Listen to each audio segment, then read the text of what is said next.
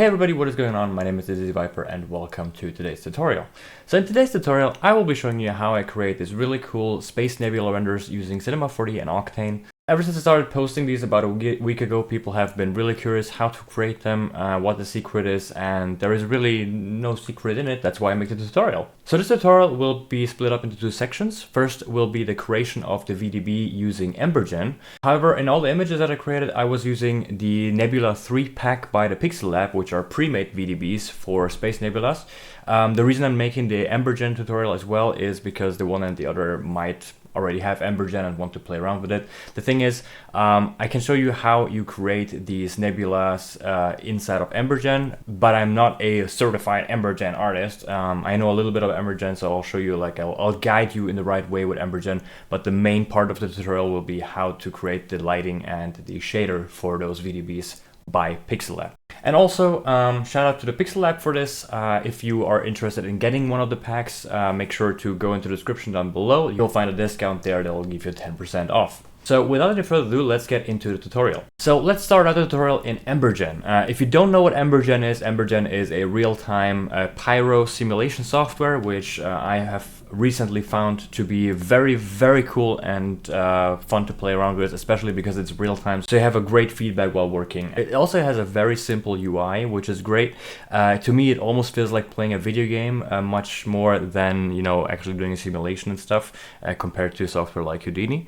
And also the great thing is, since this tutorial is about Cinema4D and Octane, I'm assuming that you as a viewer already have an Octane license. And the great thing about that is that Embergen comes for free if you have an Octane subscription. So if you haven't downloaded Embergen yet and you have an Octane subscription, make sure to head over to the Octane website and get yourself Embergen. Now, first things first, what you're gonna see when you open up Embergen is this base scene with like one burning flame. What we're gonna do first is we're gonna turn off the floor, because we want a fully multi-directional simulation. And you do that by simply just unchecking, or you can also delete the ground. So that way you don't have the ground there anymore.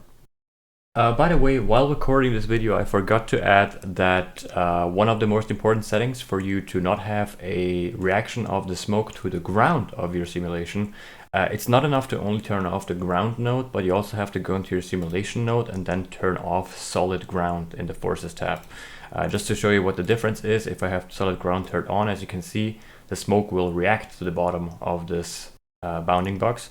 And if I turn this off and then put that in, as you can see, it will not react to it at all. So the next thing, of course, which will be probably the most important part for the nebulas, is to turn off gravity and buoyancy, because there is no up and down in space, so you want to turn all of that off. And you go that by going into the simulation tab right here, into the simulation node, scroll all the way down, and then just turn buoyancy off completely. And as you can see what that does, it will now evenly spread into the smoke and the flames into every direction.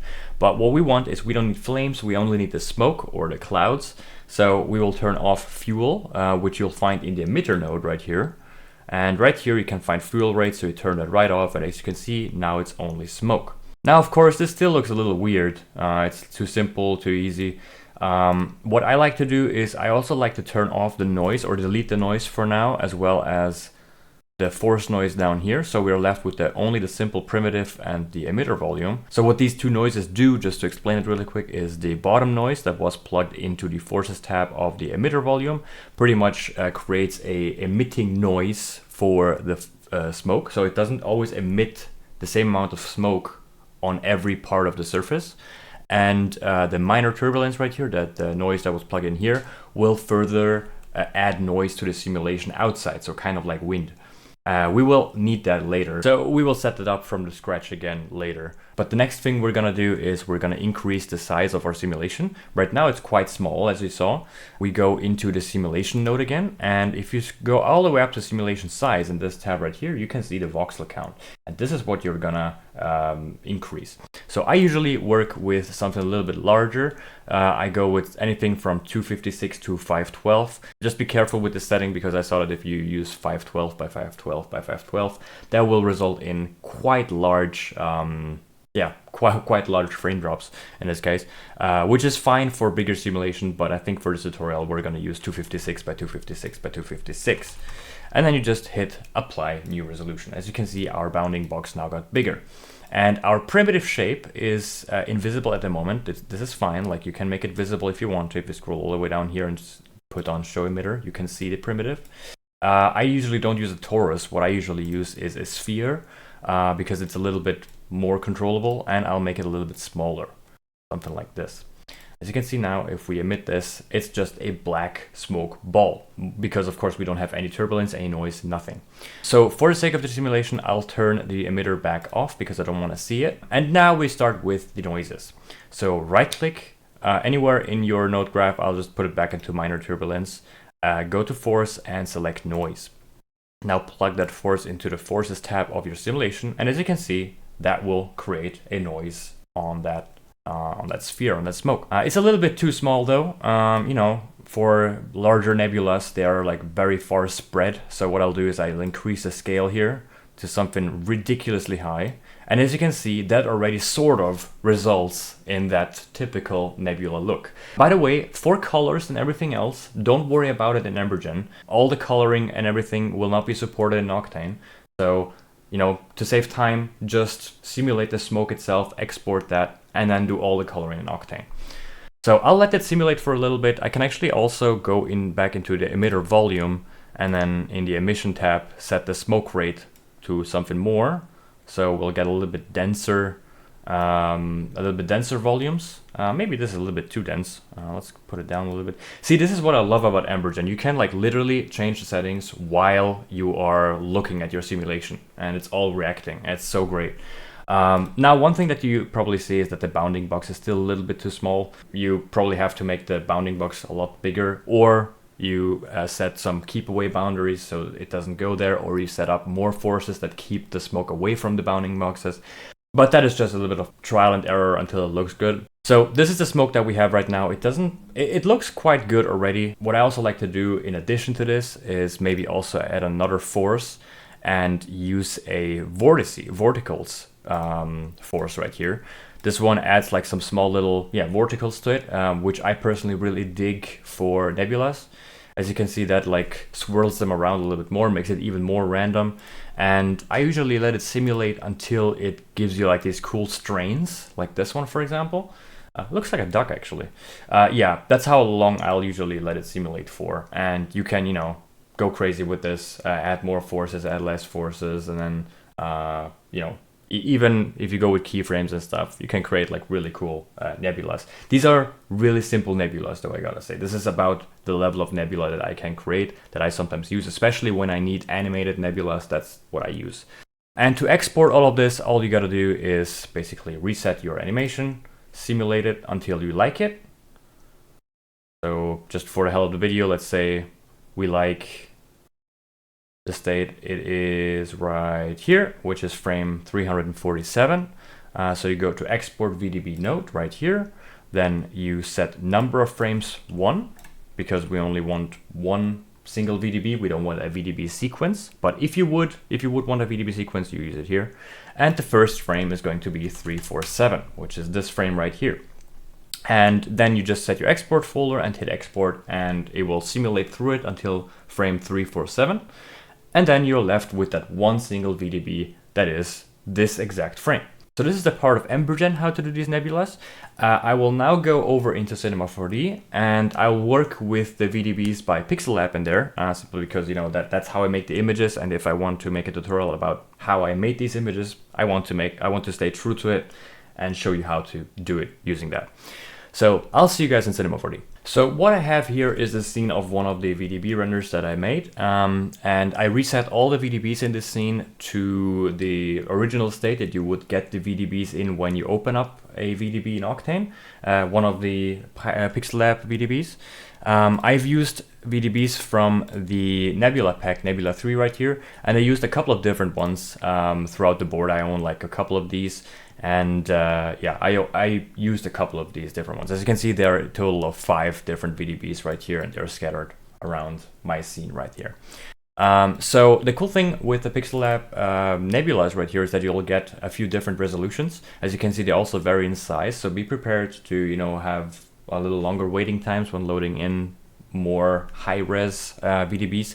I used low-res for all of these renders actually, except for when I have to up the size of a VDB to something really close, or like something, you know, a little closer to the camera where I don't want the voxels to be visible. Then I'll usually use mid-res. I have rarely ever used high-res up to now because it's just quite slow, but the quality is insane.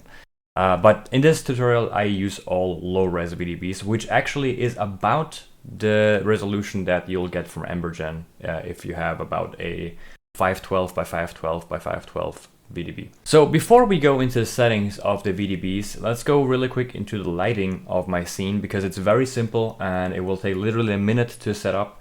All I did was I loaded in an empty HDRI, which will make the entire scene black because there is no lighting. Then I added a backplane of a star field that I just put in the background, as you can see, like this. Now, of course, the VDBs are all black because there is no sunlight. And as my sunlight, let me just uncheck the camera really quick so I can move freely in my scene. And as my sunlight, I used an area light very far away from the scene, and it's extremely bright. As you can see, it has a brightness of 100,000. Which is unfortunately the brightest that you can go in Octane. I sometimes wish that it could be brighter just for the sake of it, because sometimes, I just wish it could be brighter, but we don't have that option yet, so you're capped at 100,000, so you'll have to move the area light a little bit closer to the scene. I would actually like it to be much further away, but yeah, then it's just too dark. As you can see, it's 100,000, general, like just regular temperature, 650, and turn it on, and as you can see, that will light up my scene from the side. It creates some nice shadows since the area light is slightly behind them. So as you can see, the area light is not exactly at the same X position as all the VDBs. It's a little bit behind that because the camera is, where's the camera? It's here. Oh, by the way, the camera has an extremely high focal length. It's 400. You could even go higher, considering telescopes have anything between 400 and 4,000. So you can go even higher. I just went with the lowest telescope number just to not have to move the camera like a million kilometers away from my scene. So the area light is back here, regular color, everything, you know. The only thing is that the power is insanely bright. And now let's go into the VDB settings, which I think is the setting that all you guys are looking for. Just very quick, another thing that I forgot to mention is, as you can see on that back plane right here, there is an Octane tag. And the Octane tag is only there because I turned off the reaction of that area light to that plane. So which means that this area light right here will light everything in the scene except for this backplane, because I don't want this backplane to react with that area light, because of course the backplane is supposed to be really, really far away stars, so it doesn't react to light like a plane. It shouldn't. So it just doesn't. So I did that by Octane object tag, turned off light mask pass 2, and then turned the Octane area light to light pass ID 2. So that's how we do that. So let's go into the VDB volumes. So I'll select all of them because I want all of them to have the exact same color and density. In the VDB section right here, this is just saying multiple values because I selected multiple ones. In the VDB section right here, I usually leave everything as is, except maybe if I need to change the scale, I'll change the import unit to something larger, or I'll use the object mode in Cinema4D to scale them up using the regular scale tool. But other than that, this part of the VDB section will stay as is. The interesting part is in the medium tab. So if you go into the medium tab right here and click in this white square, which is the volume medium settings, you can see density, volume stack length, and absorption and scattering. So the most important settings for our render will be the absorption and the scattering color, but we'll get to that in a minute. First off, what I always do is with VDBs, I'll try out how much detail I can get out of them. As I said earlier, I use low res, so I'm a little bit limited on it, but it just renders faster. But you can get a lot of detail out of it by just decreasing the step length right here. But be very careful with this, because when you set it too low, it can crash your scene because you're running out of RAM. After a couple of tries, just trial and error this a little bit. After a couple of tries, you'll get a feeling on how low you can go with the step length compared to the scale. Here I went with 0.41. which, as you can see, will get the clouds a little bit more dense, but they will also get a little bit more detail, which is kind of cool. So the next thing is absorption and scattering color. The density will not be touched yet because that will be the last thing that we'll mess around with, just to be sure that we get the right density, but we can't determine the right density if we don't have the final colors and everything yet, because actually the way that a VDB looks density-wise can also depend on the color. You know, for example, a very dark color will appear more dense than a very light color. So let's go into this. We're gonna go with a orange and blue VDB right here. And we do that by setting these two colors to orange and blue. So the absorption color will be the more denser parts of your VDB, and the scattering color will be the outer parts of your VDB. Now, it's not actually inner and outer parts, but just like the fog volumes, absorption color will be how will light be absorbed in which color, which is the actual color of the VDB. And the scattering color is basically how the light will go through the VDB, how light rays will pass through the VDB. It's a little hard to explain, but you'll see what it does in a second. So if I set the absorption color to yellow or orange, something like this, as you can see, now my VDB turns orange. Now you'll also see that maybe the color of the VDB is not always exactly this one. It also depends on your light and the density, but it's always somewhere around it. What I noticed is that it's very, very delicate on the lighter things. Like it turns very orange very quick. Let me just say that. So once you set your main color for your VDB, just head back to the main tab and go back into the scattering tab right here. And click in this gray square. It just comes in this setting when you load in VDBs. What I did here, I chose a very nice bright blue. So I'll go into something like this.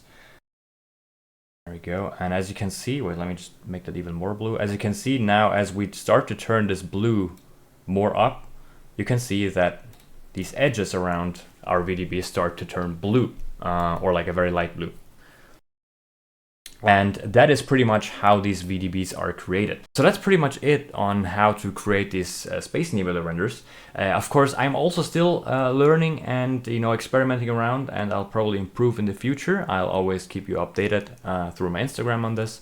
Another little trick on the side that I'll show you if you want to get even more detail out of a low resolution VDB is you can go into the medium tab here again, and then you have this tab right here, displacement.